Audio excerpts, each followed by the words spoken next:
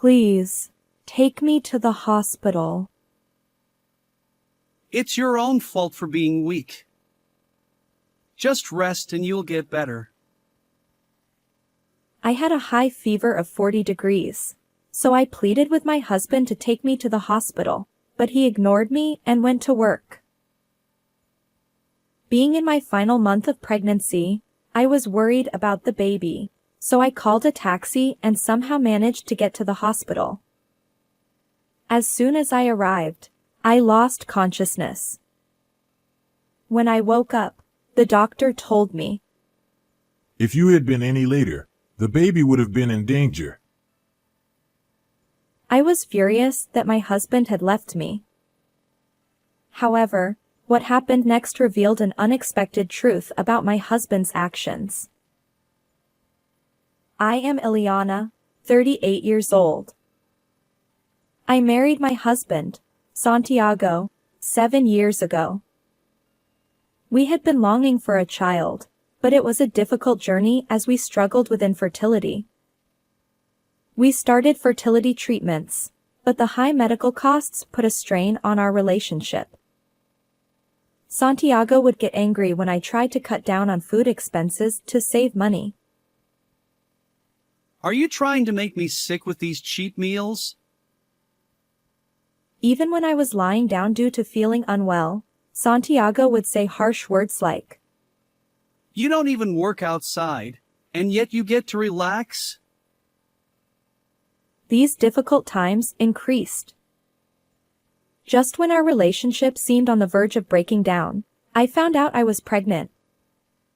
When I told Santiago, he pretended to be happy, but his reaction was colder than I had expected. Despite this, I believed that we could live happily together with our baby. The baby grew healthily, and I finally reached the last month of pregnancy. Daily life with a big belly was tough, but I felt the baby's strong movements and cherished the happiness. When I woke up that day to prepare breakfast as usual, I felt unwell with a severe headache and dizziness. Forcing myself to get up, I began to feel chills. When I measured my temperature, it was already over 40 degrees, and I could barely stand. What's happening all of a sudden? I lay down on the sofa, but there was no sign of improvement. Worried about the baby, I wanted to go to the hospital. Just then, Santiago woke up. Good morning. Sorry to ask suddenly, but can you take me to the hospital? What's wrong? I have a high fever of 40 degrees, and I feel terrible. I'm also worried about the baby. I can't. I have to go to work now. Can't you go a little later? Don't be ridiculous. Don't take work lightly. I can't just take a day off. It's your own fault for being weak. You'll get better if you rest. Despite my plea, Santiago quickly got ready and left for work. More than the shock of being left behind, I was worried about the baby. I called a taxi and forced myself to get up and rush to the hospital. When I arrived, barely conscious, a nurse hurriedly helped me. It's okay. I heard a voice from afar. I finally made it. Relieved, I lost consciousness. I was later taken to the treatment room and given N4. When I woke up in the hospital bed, it was 1 p.m. Thanks to the rest, I felt better. As I tried to get up, the doctor came to check on me. Did you sleep well? Yes. Is the baby okay? Yes, but it was dangerous if left untreated. For absolute rest, let's stay in the hospital for a while. It was sudden, so I wasn't prepared at all. I called Santiago to explain the situation, but I couldn't reach him. Maybe he didn't notice because he's at work. I took Santiago's business card from my wallet and called his company. A woman from the office answered, and when I asked to be connected to Santiago, she responded strangely. He has taken paternity leave from today. He was excited to accompany his wife for the birth. What a good husband. I see. Thank you. I ended the call, pretending not to be surprised by Santiago's leave. He left for work this morning, didn't he? While I was suspicious of Santiago lying to his company, a friend called me. I'm at the service area right now, and I just saw Santiago. But he was holding hands with a woman I don't know. What? Can you get closer to confirm? Got it. It looks like they're heading back to the car, so I'll follow them. I learned about Santiago's secret from my friend's message. I was scared to confirm the truth, but I couldn't just let it go. I pressed my phone to my ear, waiting for her response. It's hard to say, but... It's okay. Tell me. They're kissing in the car. I was speechless. My heart felt like it was being squeezed, but I told myself to stay calm. Can you switch to a video call? I need to see it for myself. The moment the video call started, I saw Santiago and the unknown woman being intimate on the screen. I suppressed my anger and saved the video on my phone as evidence. Sorry for making you do this. You really helped me. Thank you. If you need anything, I'm here for you. Call me anytime. After thanking her and ending the call, tears streamed down my cheeks. Memories of the happy times with Santiago flashed before my eyes like a revolving lantern. There were many happy and tough times, but I believed overcoming them was what made us a couple. While our baby was growing inside me, Santiago was betraying us. My anger didn't subside, and I swore to get revenge on him. Later, prioritizing the safety of both mother and child, I underwent a cesarean section and safely gave birth to a baby girl. We finally met. Let's get along from now on. Holding my baby, who let out a healthy cry, an overwhelming emotion washed over me, and tears flowed naturally. It was a very happy moment. Back in the hospital room, I decided to share the joy with Santiago, but he didn't answer the phone again. I sent him an email and waited for his response while making a call to a certain place. You're really cute. As I gazed at my daughter for a while, I finally received a call back. Did something happen? Didn't you notice I called you several times? I was at work, so of course not. Sorry to bother you when you're busy. I was calling to report that the baby was born. Can you come to the hospital now? The baby was born? But I'm sorry, I have work I can't leave right now. Didn't you say you need to submit the birth certificate to the company to get the congratulatory money? Oh, right. So please come. You want to see your daughter's face, don't you? Got it. It'll take a bit of time, is that okay? It's fine. I'll be waiting. I hung up the phone and waited for Santiago to arrive.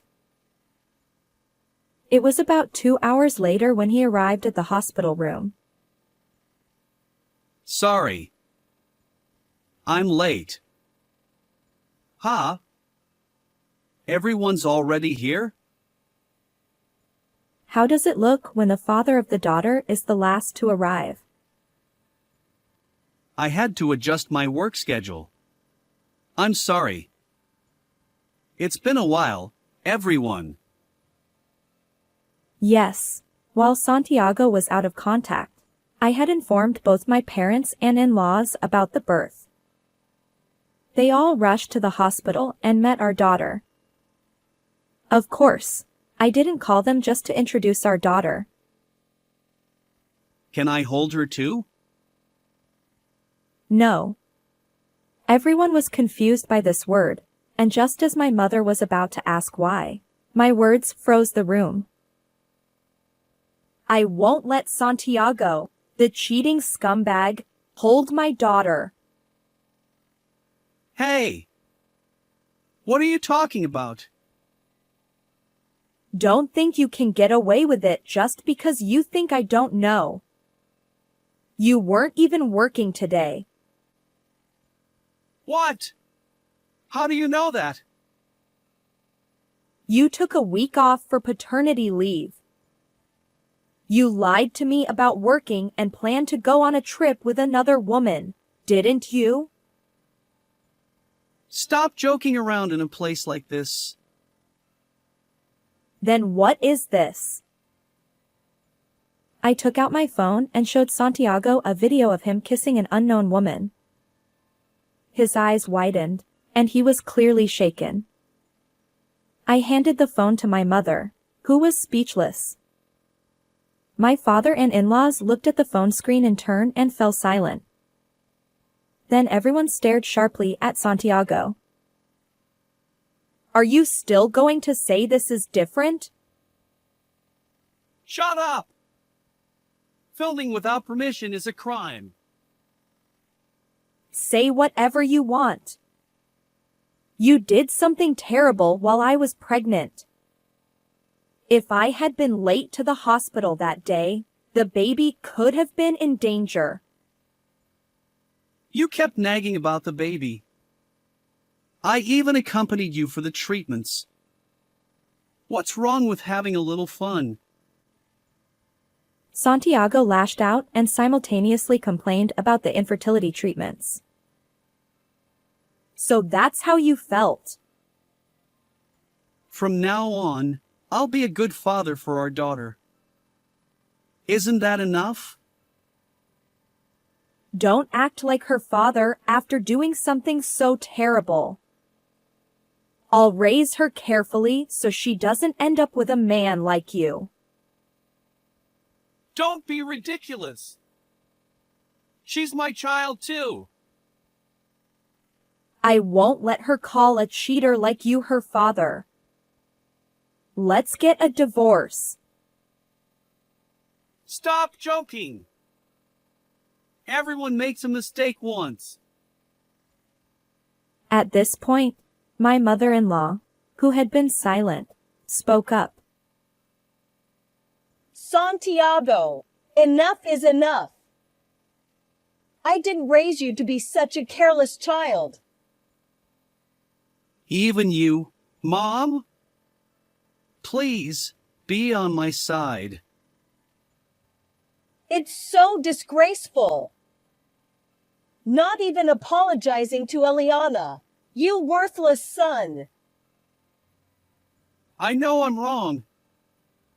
Please, don't be so angry. Shut up. I'm cutting ties with you. How does it feel to be abandoned by your parents at such a joyous occasion? What did you say? The mother-in-law was angrier than I had ever seen her before. After apologizing to me, she took her belongings and left. The father-in-law also left the hospital room in silence, giving Santiago a cold stare. Realizing that his mother's words were serious, Santiago hung his head. I will file for divorce and demand alimony and child support in a lump sum. Be prepared. I'll change. Please, give me another chance. Ignoring Santiago's pleas, I forcibly pushed him out of the hospital room. At that moment, I felt all the strength leave my body.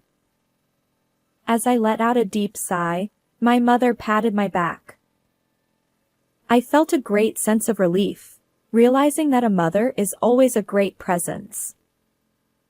At the same time, I felt a strong sense of duty to protect my daughter. 1 month later, the divorce was finalized with $70,000 in child support and $20,000 in alimony. As predicted, the child support was settled in a lump sum. Since the apartment was purchased by me before the marriage, Santiago had to leave. Having lost his home, Santiago tried to stay at his mistress's place, but when she found out he had a wife and child, they had a huge fight, and she dumped him. He was a despicable man who lied about being single and toyed with her. Disowned by his family, he had nowhere to go and was living day-to-day in cheap hotels.